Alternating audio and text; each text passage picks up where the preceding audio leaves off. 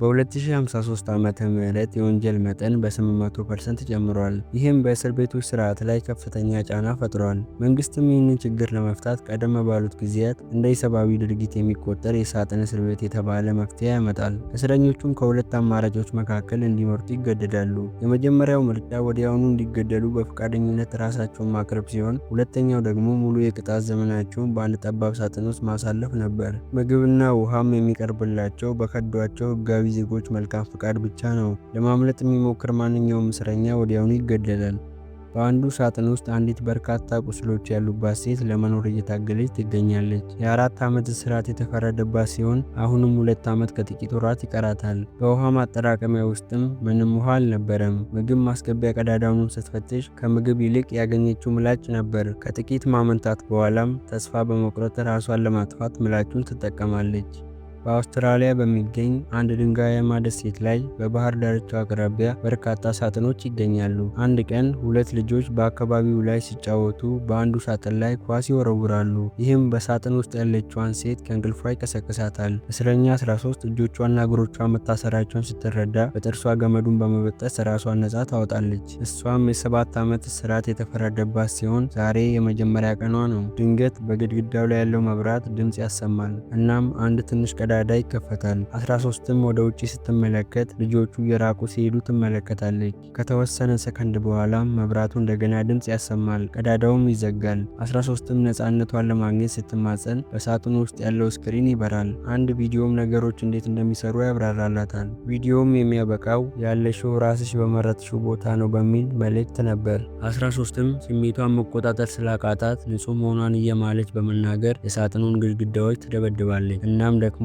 እንቅልፍ እስኪወስዳት ድረስ ትጮኻለች። ከጥቂት ጊዜም በኋላ ቀዳዳው እንደገና ይከፈታል። 13ም ምግቧን ለመቀበል ማሰሯን ታወጣለች። ነገር ግን ምንም ነገር አልነበረም። እሷም ለማምለጥ የሚያስችላትን ቀዳዳ ለማግኘት ተስፋ በማድረግ እያንዳንዱን የሳጥኑን ክፍሎች በጥንቃቄ መመርመር ትጀምራለች። ሆኖም ግን አንድ ቦታ ለረጅም ጊዜ ስትነካካ መጠነኛ የኤሌክትሪክ ንዝረት ያጋጥማታል። ይህ ግን አላገዳትም ነበር እና ምንም አማራጭ እስኪጠፋ ድረስ ፍለጋዋን ትቀጥላለች። ይህ በእንዲህ እንዳለ በሌላ ሳጥን ውስጥ ሌላ እስረኛ ትነቃለች። የእስር ዘመኗም ለ2 ዓመት ሲሆን አሁንም ከ500 በላይ ቀናቶች ይቀሯታል። አልፎ አልፎም በህይወት መኖሯን የሚጠይቅ ድምፅ ይሰማል። አንድ ምሽት ላይ የብርሃን መቆጣጠሪያ ፓናሉን ለመነካካት ትሞክራለች። ይህም ድርጊቷ ወዲያውኑ በሳጥን ውስጥ ባለው ካሜራ ይታያል። እናም የማስጠንቀቂያ ደውሉ መጮህ ይጀምራል። ከዚያም በጣሪያው ላይ ያሉት የብረት ዘንጎች ወደ ታች መውረድ ከመጀመራቸው በፊት የማጥፋት እርምጃ ሊጀመር ነው የሚል ድምፅ ይሰማል። እስረኛዋን በድንጋጤ እየጮኸች በተከፈተው ቀዳዳ በኩል እርዳታ ብትጠይቅም ምንም አላገኘችም። በወለሉ ላይም ተኝታ የብረት ዘንጎቹ ወደ እሷ ሲቃረቡ በፍርሃት ትመለከታለች። ነገር ግን ከፊቷ ጋር ሲደርሱ ይቆማሉ። በግድግዳው ላይ ያለው ስክሪን እና ድምፁ መቆራረጥ ይጀምራል። ሴትይቷም ሁሉም ነገር ያበቃ መስሏት ፈገግ ትላለች። ነገር ግን በሚያሳዝን ሁኔታ መቆራረጡ ያቆምና የብረት ዘንጎቹ እስከ መጨረሻ በመውረድ ሴትየዋን በአሰቃቂ ሁኔታ ይገሏታል። በማግስቱ ጠዋት ላይ 13 እያንዳንዱን ግድግዳ መመርመሯን ትቀጥላለች። ነገር ግን አሁንም ምንም ጠቃሚ ነገር አላገኘችም። ዝናብም መዝነብ ሲጀምር ውሃ ለመቅዳት ማሰሯን በተከፈተው ቀዳዳ አቅራቢያ ታስቀምጣለች። እናም በመጨረሻ ለመጠጣት ቻለች። ከተወሰነ ጊዜ በኋላም 13 ድምፅ ሰምታ ከእንቅልፏ ትነቃለች። አንዲት ወጣት ሴት በቀዳዳው አጠገብ ቆማ ስለ እስር ዘመኗ ትጠይቃታለች። የ7 ዓመት እስራት መሆኑን ስትሰማ 13 የፖለቲካ እስረኛ መሆን አለባት ብላ ታስባለች። ልጅቷ ማሰሮውን በንጹህ ውሃ ሞልታ ትሰጣታለች። እንዲሁም በአንዲት ትንሽዬ ከረጢት ምግብ ታቀብላታለች። 13ም ወዲያውኑ ትመገበዋለች። 13ም ንጹህ መሆኗን ለልጅቷ ብትናገርም ልጅቷ ግን ችላ ትላታለች። ጊዜውም እያለፈ ሲሄድ 13 አእምሯ እየዛለ እንደሆነ ይሰማታል። ብቸኝነቷንም ከዚህ በላይ መቋቋም ስላልቻለች ገመዱን አንስታ ራሷን ለማጥፋት ትሞክራለች። ለጥቂት ሰከንዶችም መተንፈስ ያቅታታል። ነገር ግን ልክ ልትሞት ስትል ገመዱን ትለቀዋለች። ከጥቂት ወራት በኋላም 13 አሁንም በሕይወት አለች። በዚያው ሳጥን ውስጥም ታስራ ትገኛለች። ዘሮችና አንድ ጋዜጣ ተሰጥቷት ስለነበር ዘሮቹን በሳህን ውስጥ ካስቀመጠች በኋላ ጋዜጣዋን በብርሃን ለማንበብ ወደ ቀዳዳው ታስጠጋዋለች። እንዳለመታደሉ ነው ግን ጽሑፎቹ እሷ በማታውቀው ቋንቋ የተጻፉ ነበሩ። ነበሩ። 13ም በከፍተኛ ሁኔታ እየተሰቃየች እንደሆነ ስለተሰማት ታለቅሳለች። ከተወሰነ ጊዜም በኋላ እጇን በቀዳዳ ውስጥ አውጥታ አካባቢውን ትፈትሻለች። እናም በፕላስቲክ የተሰራውን ኳስ ታገኘዋለች። እሷም አሁን ራሷን የምታዝናናበት ነገር አግኝታለች። ቀናቶቹም በተመሳሳይ አሰልቺ ድርጊቶች ማለፋቸውን ቀጥለዋል። ቀዳዳውም ሲከፈት የፀሐይ ብርሃን ለማግኘት ወደ ውጪ ትመለከታለች። ብዙም ሳይቆይ በሰውነቷ ላይ ቁስሎች መታየት ይጀምራሉ። ይህ በእንዲህ እንዳለ በሌላ ሳጥን ውስጥ አንድ ሰው የ5 ዓመት እስራቱን እየገፋ ይገኛል። እሱም ቀድሞውኑ 1000 ቀናቶችን ጨርሷል። ስለዚህ አሁን ያለሁት በራሴ ምርጫ በምፈልገው ቦታ ነው የሚሉ ቃላቶችን ደጋግሞ ከመናገር ውጪ ምንም ስሜት አይታይበትም። አንድ ቀን አንድ ድሮን መጥቶ የ13ን ሳጥን አንስቶ በደርዘን የሚቆጠሩ እስረኞች ወዳሉበት ጫካ ውስጥ አምጥቶ ያስቀምጠዋል። ያቺ ልጅም ተመልሳ መጥታ ምን እያደረገች እንደሆነ ትጠይቃታለች። በመቀጠልም ልጅቷ ለተወሰነ ጊዜ ታግዶ የነበረውን የሼክስፒርን መጽሐፍ እያነበበች እንደሆነ ትነግራታለች። 13ም ስሙን ባታውቀውም ግን ማንበብ እንደምትችል ትገልጽላታለች። ነገር ግን በሳጥን ውስጥ እንድታነብ እንደማይፈቀድላት ትናገራለች። ልጅቷም ያለ መጽሐፍ ጸባይ ማረሚያ ሊኖር እንደማይችል ከገለጸችላት በኋላ የ13ን እጆች ይዛ ከሮሚዮና ጁሊየት አንድ መስመር ትልላታለች። 13 ንግግሯ እጅግ ውብ ሆኖ ስላገኘችው አንድ ቀን ለማንበብ ተስፋ ታደርጋለች። ስለዚህም ልጅቷ መጽሐፉን ልታበድራት ትሞክራለች። ሆኖም ግን 13 ለችግር መጋለጥ ስላልፈለገች ፈቃደኛ ሳትሆን ትቀራለች።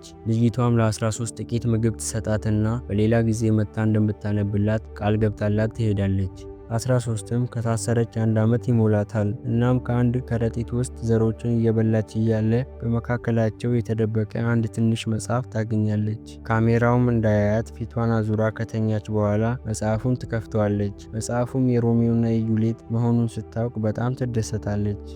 በሚቀጥለው ጊዜ 13 ንጹህ ውሃ አግኝታ ሰውነቷን ትታጠባለች። እንዲሁም ኢንፌክሽን እንዳይፈጥሩባት ቁስሎቿን ታጸዳለች። ከዚያም የቆሸሸውን ውሃ ወደ ውጪ ትደፋዋለች። ካሜራውም ይህንን ድርጊት ይይዘውና እንደ ውሃ ማባከን ይመዘግበዋል። በዚህም ምክንያት የ13 ሳጥን ወደ ባህር ዳርቻው ይመለሳል። ልጅቷም እንደገና ልትጠይቃት ትመጣለች። 13ን ከቦታዋ የተቀየረችው ምን አድርጋ እንደሆነ ትጠይቃታለች። 13ም ለጥያቄዋ መልስ ከመስጠት ይልቅ ለልጅቷ ለማን ምግብ መስጠት እንዳለባት እንዴት እንደምትወስን ትጠይቃታለች። ልጅቷም ዝም ብላ በመዘዋወር ከቻለችው ያህል እስረኞች ጋር እንደምትነጋገር ትገልጽላታለች። እናም በዚያ ቀን ማዕበል እየመጣ ስለሚመስል ቆይታዋን አሳጥራ መሄድ እንዳለባት ትነግራታለች። ሳምንታት ማለፋቸውን ይቀጥላሉ። 13 ግን በዚያች ትንሽዬ መጽሐፍ ምክንያት አእምሮዋ ጤነኛ ሆኖ ለመቆየት ችሏል። መጽሐፉንም በሳጥን ውስጥ ባለ ክፍተት ውስጥ ደብቃ ትይዘዋለች። አንድ ቀን ድሮኑ ሳጥኑን እንደገና ያነሰዋል። 13ም በባህሩ ላይ ሲበር ትመለከታለች። ሳጥኑም መሬት ላይ ካረፈ በኋላ አንድ ሰው በቀዳዳው በኩል ብቅ ይላል። እሷንም ለማበሳጨትና ለማጓጓት እያየችው አፕል ይመገባል። 13ም ቢያንስ አንድ ጊዜ ብቻ እንዲያስገምጣት እያለቀሰች ትለምነዋለች። እናም ምሕረት እንዲያደርግላት ትማጸነዋለች። ሰውየው ግን በሳጥኑ ስላለ ለማንኛውም እንስሳ ምሕረት እንደማይደረግለት ይነግራታል። በእሱ ምርጫ ቢሆን ኖሮም እያንዳንዱን እስረኛ ማሰር ይልቅ ወዲያውኑ በሞት እንደሚቀጣ ይነግራታል። ከጥቂት ክርክርም በኋላ ሰውየው የንግድ ልውውጥ ለማድረግ ፈቃደኛ መሆኑን ይነግራታል። እሱም አብራው ዝሙት እንድትፈጽም ከፈቀደችለት አፕል እንደሚሰጣት ይነግራታል። 13ም በምግብ እጦት በጣም ተስፋ ቆርጣ ስለነበር ትስማማለች። እናም ጀርባዋን ወደ ቀዳዳው ታዞራለች። ሰውየውም ጥቃት እየፈጸመባት ባለበት ወቅት በአካባቢው የሚዘዋወረው ድሮን ድርጊቱን ተመልክቶ ወዲያውኑ ተኩስ ይከፍታል። ሰውየውም ወዲያውኑ ይሞታል። ወደ ሳጥኑ ውስጥም ዘልቆ የገባው ጥይት የ13 እግር ያቆስለዋል። እሷም ከፍተኛ ህመም ቢሰማትም እጇን ወደ ውጭ አውጥታ አፕሉን ታገኘዋለች። ከዚያም በፍጥነት መብላት ትጀምራለች። ነገር ግን በሚያሳዝን ሁኔታ አፕሉ በትል የተሞላ መሆኑን ትረዳለች እና በመጨረሻ ታስታውካለች። በዚያን ዕለት ምሽት ላይ 13 በማስጠንቀቂያ ደውል ድምፅ ከእንቅልፏ ትነቃለች። ድምፁም ለምግብ ሲባል የሚደረግ የንግድ ልውውጥ ደንብ በመጣስ መሆኑን ይገልጽላታል። ስለዚህም እንደ ቅጣት 13 ለ7 ተከታታይ ቀናት ያለ እንቅልፍ እንድትቆይ ትደረጋለች። ይህም 13 የምታገኘው ብቸኛ ማስጠንቀቂያ መሆኑ ይነገራታል። እናም ህጉን በድጋሚ ከጣሰች ግን ትገደላለች። በሳጥኑ ውስጥም ደማቅ ብርሃን ይበራል። ማስጠንቀቂያ ደውሉም ሳይቋርጥ ይጮኋል። በዚህም ምክንያት ለሚቀጥሉት 7 ቀናት 13 መተኛት አትችልም። አይኖቿንና ጆሮዎቿን በሸሚዟ ለመሸፈን ብትሞክርም ምንም አልተሳካላትም። አእምሯ መታወክ ሲጀምር በብስጭት ከመጮህ ውጪ ምንም ማድረግ አልቻለችም። አንዳንድ ጊዜም ደውሉ ይቆማል። 13ም ለመተኛት ትሞክራለች። ነገር ግን አይኖቿን እንደ እንደጨፈነች ደውሉ እንደገና መጮህ ይጀምራል። በዚህ እንቅልፍ የማጣት ሳምንት ውስጥ 13 በሳጥኑ ውስጥ 2 ዓመታትን ትደፍናለች። ከተወሰነ ጊዜም በኋላ 13 ከሳጥኑ ውጪ ሰዎች በደስታ ሕይወታቸውን እየመሩ እንደሆነ ታስተውላለች። በድንገት ያ ድምፅ በስህተት ተፈርዶባት እንደነበርና ዜጎቿም እንድትፈታ መስማማታቸውን ይናገራል። አንዲት ውብ ሴትም በቀዳዳው በኩል ብቅ ትላለች። ከዚያም በሆነ መንገድ ወደ ውስጥ ትገባለች። 13ም ሴትየዋን የምታውቃት ትመስላለች፣ ነገር ግን በትክክል ማን እንደሆነች ልታስታውስ አልቻለችም። ሴትየዋም በሻይ መጠጫ ሲኒ እየተጫወተች ሶፋ ላይ ተቀምጣለች። ከዚያም ይህ ሁሉ ቅዠት እንደሆነና 13 እንደማትፈታ ትገልጽላታለች። የዚህ ሴትዮ መልክም 13 ከመታሰሯ በፊት የነበራት መልክ ነበር። ሴትየዋም በከፍተኛ ድምፅ ትስቃለች። 13 ግን በህመም ውስጥ ሆና ታለቅሳለች። በመጨረሻም የሳጥኑ ድምፅ ቅጣቱ ማለቁን ሲናገር 13 በመጨረሻም ለመተኛት ቻለች። ቅዠቱም ጠፋ። ከጥቂት ቀናት በኋላም 13 በሰማይ ላይ ድርጅቶች ሲተኮሱ ትመለከታለች። የሳጥኑም ድምፅ አዲስ ዓመት መሆኑን ይገልጽላታል። ይህንንም በማስመልከት መንግስት በፖለቲካ ወንጀል ከተፈረደባቸው ሰዎች በስተቀር በሳጥን ውስጥ ላሉ እስረኞች ሁሉ ምህረት ማድረጉን ይነግራታል። ይህ ማለትም 13 አሁንም አትፈታም ማለት ነው። በዚያው ምሽት 13 ጥርሶቿ መርገፍ እንደጀመሩ ትገነዘባለች። አንድ ቀን ጠዋት ላይ አንዲት አሮጊት የ13 ሳጥን ጋር ትመጣለች። መናገር ከመጀመሯን በፊት በዛገ ምላጭ የሳጥኑን ግድግዳ መታ መታ ታደርገዋለች። አሮጊቷም በሳጥኑ ውስጥ 15 ዓመታትን እንዳሳለፈችና ያ ተሞክሮዋ ዛሬ ላለችበት ማንነት እንደቀረጻት ትገልጽላታለች። አሮጊቷም ለ13 የሆንኩትን ማንነቴን እጥለዋለሁ ካለቻት በኋላ ምላጩን ትሰጣታለች። 13ም ምላጩን በእጇ ላይ አሳርፋ ትኩር ብላ ትመለከተዋለች። ነገር ግን ምላጩን ለመጠቀም አልደፈረችም። ያቺ የሼክስፒር አድናቂም እንደገና ትመጣለች። ልጅቷም ማሰሮውን በንጹህ ውሃ ከሞላችላት በኋላ የ13ን እጆች ይዛ ከመጽሐፉ ውስጥ አንዳንድ ጥቅሶችን ትልላታለች። በዚህ ጊዜ ግን 13 አረፍተ ነገሩን በሙሉ ጨርሳ ነበር። ከጥቂት ወራት በኋላም የ13 ወር በከፍተኛ ሁኔታ ያድጋል። ከባለ አፕሉ ሰውዬ ጋር በነበራት ግንኙነት የተነሳ ማርገዟም ይታወቃል። በሚቀጥለው ጊዜ ልጅቷ ስትመጣ ህዝቦቹ 13ን ለማዳን እንደሚፈልጉና የቀረውን የእስር ዘመኗን በእነሱ እንክብካቤ ስር እንድታሳልፍ እንደሚፈልጉ ትነግራታለች። የልጅቷ ንግግር ግን የማስጠንቀቂያ ደውሉ እንዲጮህ ያደርገዋል። ልጅቷም ሮጣ ታመልጣለች። ቀዳዳውም ይዘጋል። 13ም ያገኘችውን እድል በማጣቷ በከፍተኛ ስቃይ ውስጥ ሆና ትጮኻለች።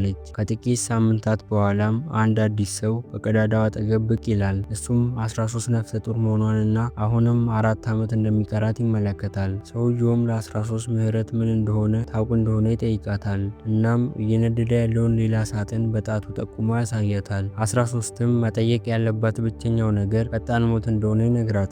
እሷ ግን የእሱን ሀሳብ ለመቀበል ፈቃደኛ አልነበረችም። ሰውየውም ከሄደ በኋላ 13 በሳጥኑ ጣሪያ ላይ ውሃ ሲንጠባጠብ ታስተውላለች። እጇንም ዘርግታ የላላውን ብሎን ታወጣዋለች። ብሎኑንም በመጠቀም ጥፍሮቿን ትሞርዳለች። ከዚያም ብሎኑ የወጣበትን ቀዳዳ ሰፊ ለማድረግ ትቆፍራለች። ከጥቂት ወራት በኋላም 13 የምጥ ስሜት ይሰማታል። ተንበርክካም ልጁ እስኪወለድ ድረስ በከፍተኛ ስቃይ ታምጣለች። ልጇንም ከወለደች በኋላ ልጇን አቅፋ የእንግዴ ልጁን በጥርሷ ትበጥሰዋለች። በዚህ ጊዜም የማስጠንቀቂያ ደውሉ ይጮሃል። የሳጥኑን ድምፅ 13 ሁለተኛ ሰው ወደ ሳጥኑ በማምጣቷ ሌላ ደንብ በመጣሷን ይገልጻል። ስለዚህም እርምጃ እንዲወሰድ ትዕዛዝ ይተላለፋል። በድንገትም ጋዝ በሳጥኑ ውስጥ ይሞላል። 13ም ራሷን ትስታለች። 13ም ራሷን ከሳተችበት ስትነቃ ልጇ እንደተወሰደባት ትረዳለች። እናም አእምሯን እስክትስት ድረስ ትጮኻለች። ልጇንም እንዲመልሱላት ትማጸናለች። ነገር ግን ምንም መልስ አልነበረም። ከ4 ዓመታት የእስር ጊዜ በኋላም በኃይለኛ ማዕበልና አውሎ ንፋስ ሳጥኑ ይመታል። እናም 13 ቀደም ሲል በፈጠረቻቸው ቀዳዳዎች ምክንያት ውሃ ወደ ሳጥኑ ውስጥ መግባት ይጀምራል። ይህም የመብራት መቆጣጠሪያውን ያበላሸዋል። 13ም ጠቃሚ ነገር ለማግኘት እጇን ወደ ውጭ ታወጣለች። በውሃው ምክንያትም የሲስተሙ መቆጣጠሪያ ስለተበላሸ ቀዳዳው እጇ ላይ ይዘጋባታል። 13ም በከፍተኛ ስቃይ የጮኸች እጇን ለማላቀቅ ትሞክራለች። ብዙም ሳይቆይ ሲስተሙ በድጋሚ መስራት ይጀምርና ቀዳዳው ይከፈታል። እሷም በመጨረሻ የተሰበረውን እጇን ታላቅቃለች። ከተወሰነ ጊዜም በኋላም 13 አንድ ትንሽ ትኋን ትመለከታለች። በእግሯም ከረገጠችው በኋላ አንስታ ትበለዋለች። በምታኝክበትም ወቅት ሊያስመልሳት ይቃረባል። ውሃው አሁንም ወደ ውስጥ እየገባ ስለሆነ በማሰሯ ጥቂት ውሃ ትቀዳለች። ነገር ግን ብዙም ሳይቆይ ሳጥኑ በውሃ መሞላት ይጀምራል። ይጨምራል። የውሃው መጠንም በጣም ከመጨመሩ የተነሳ 13 ለመቆም ትቸገራለች። ሲስተሙም ህገወጥ ጣልቃ ገብነት እንዳለ ይለይና የሞት ቅጣት እንዲፈጸም ያውጃል። 13ም በውሃው ላይ ለመንሳፈፍ እየታገለች እያለ አንድ ድሮን ሳጥኑን ለማንሳት ይመጣል። ሆኖም ድሮኑ ሳጥኑን ይዞ እየበረረ ሳለ በመብረቅ ይመታና መሬት ላይ ይከሰከሳል። ሳጥኑም አብሮት ይወድቃል። የባህሩን ማዕበል ጠርጎ ወደ ባህር ዳርቻው ይወስደዋል። በማግስቱ ጠዋት ላይ 3 ልጆች በባህር ዳርቻው አጠገብ እየተጫወቱ ሳለ ሳጥኑ በማዕበል ተገፍቶ ወደ ባህር ዳርቻው ሲወጣና 13ም ተከትላው ስትወጣ ይመለከታሉ። ነገር ግን ችላ ብለዋት ወደ ቤታቸው ሲሄዱ እያሳየን ፊልሙ እዚህ ጋር ያበቃል።